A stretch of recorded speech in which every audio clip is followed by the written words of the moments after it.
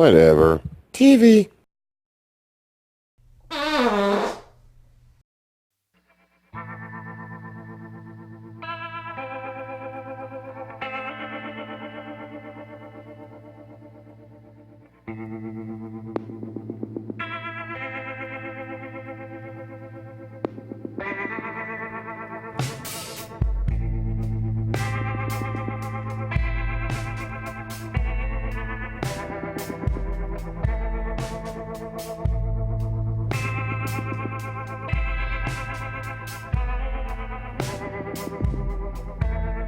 For ventilation throughout the mine, storage, and also as a shortcut through the mine. This mine is in the shape of a U, and this goes right through the middle of it. So towards the end of the tour, once we get to the other side of this, I'll point it out to you.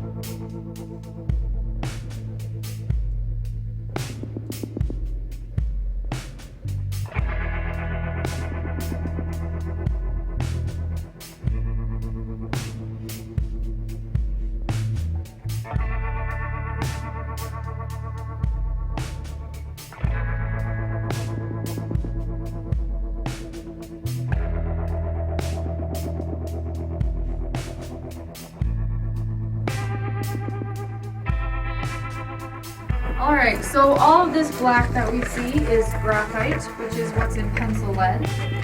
All of the yellow that looks kind of soft and spongy is sulfur, and that's what's giving off that smell in here. The yellow, orange, and tan colors up here is iron, and the reddish brown next to it is oxidized iron or rust.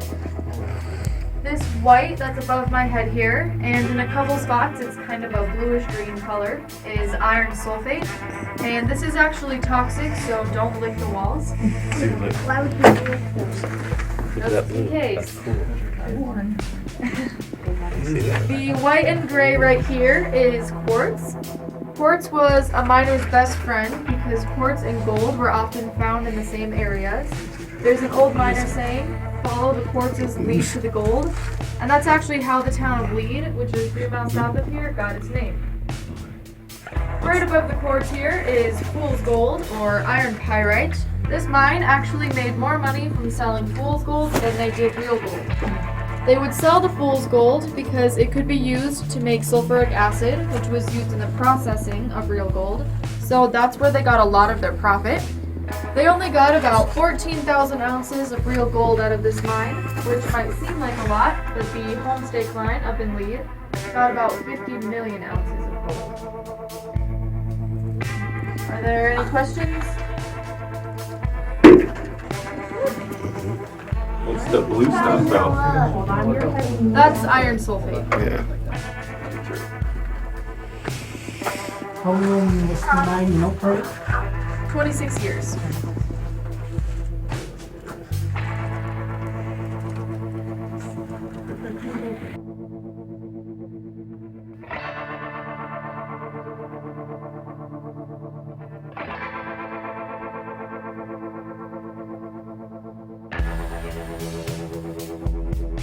This here is one of the 3 stopes of the mine.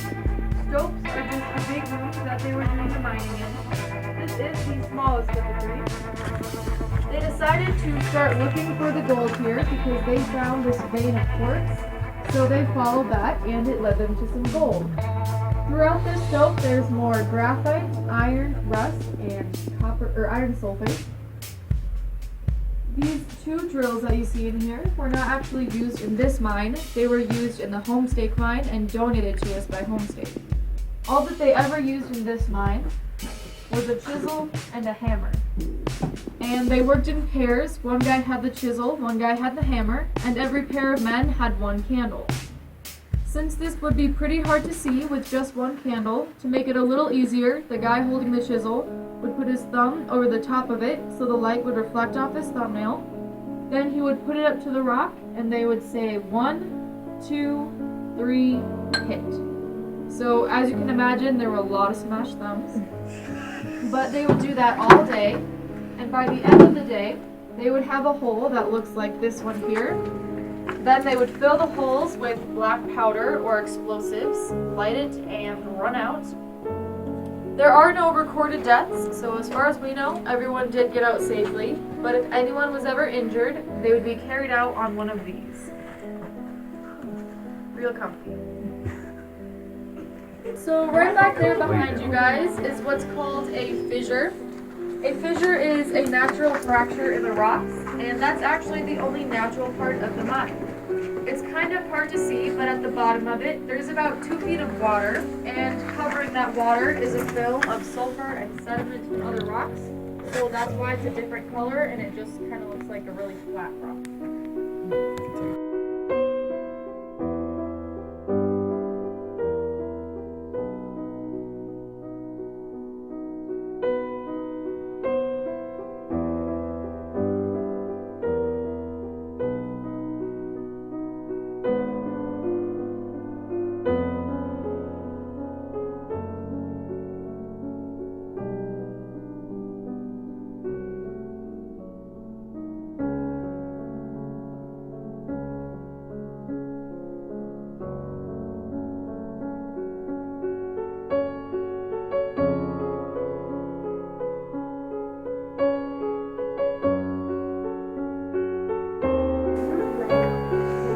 So whenever you guys are ready to move on, I will be right over there. When we walk this way, we're going to pass more drills that were donated by Homestake. So if you have any questions about them, go ahead and ask.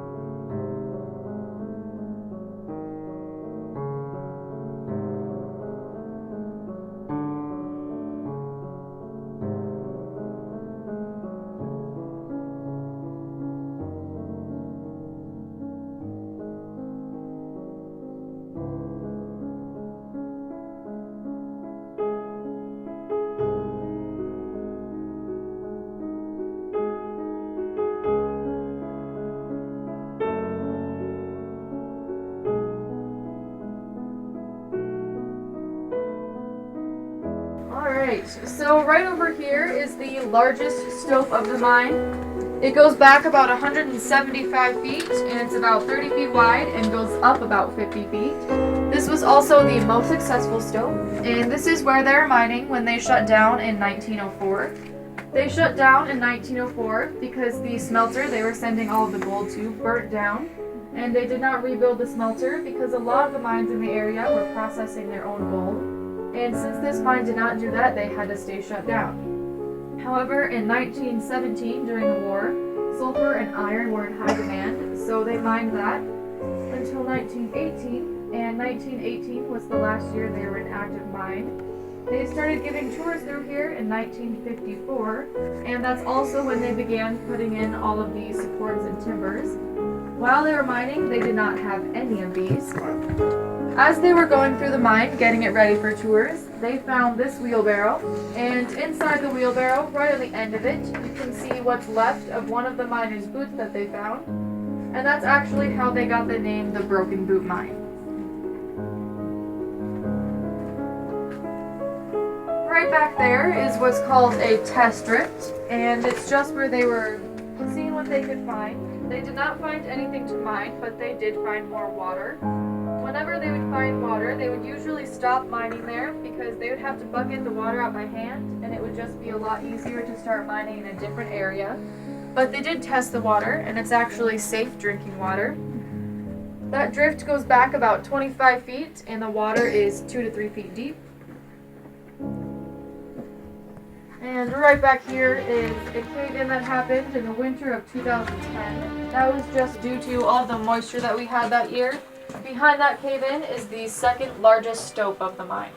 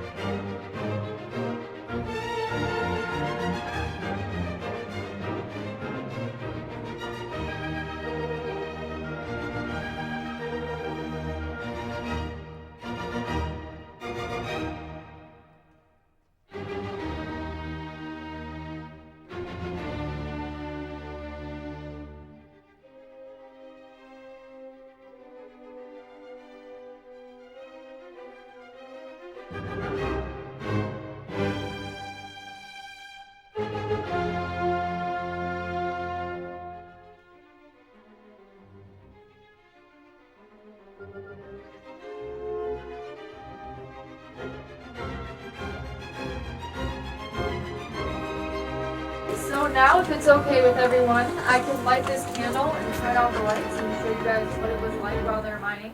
Is anyone not okay with that?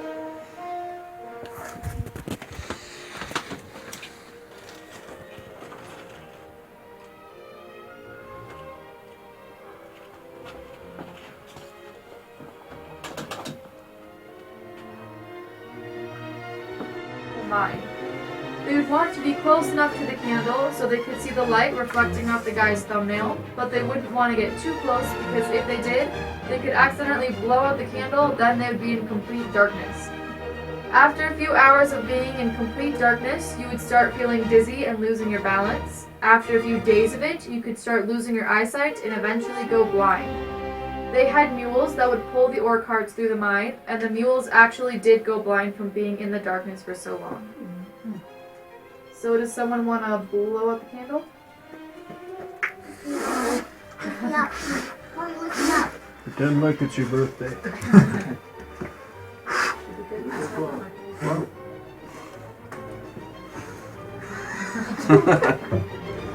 So when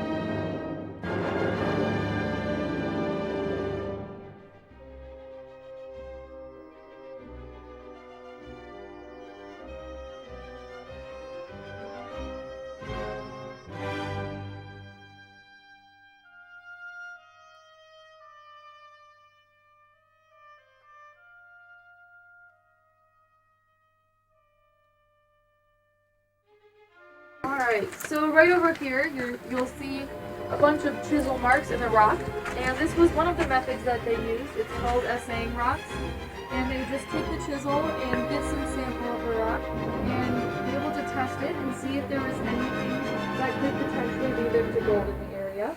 And this method was used back then and is also still used today. As we're walking down this way, it's going to start going downhill a little bit, and there's a couple more really low spots. So make sure you watch your heads, watch your step. If not, watch your language.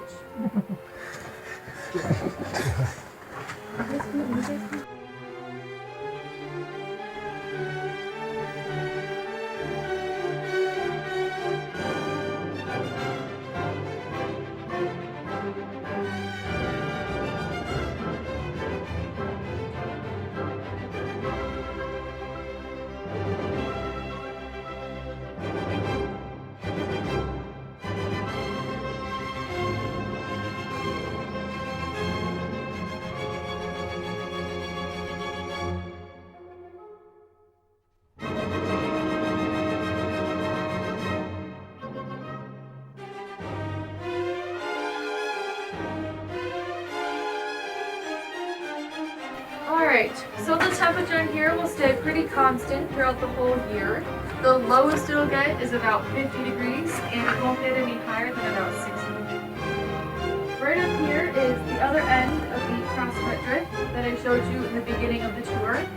So that does mean we're coming towards the end of the tour. Are there any questions before we start heading out? Why is there no tour?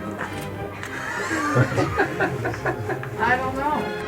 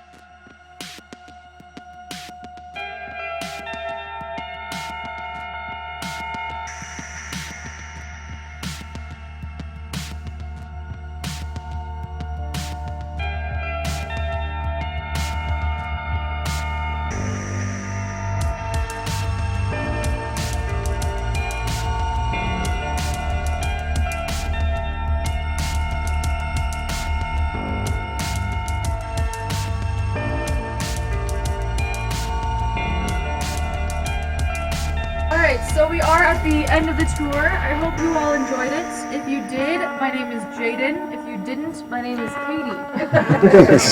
Once we get to the end of the tunnel, I'll be handing out some stock saying that you are all now part owners of the mine, and I can take your hard hats once we get outside.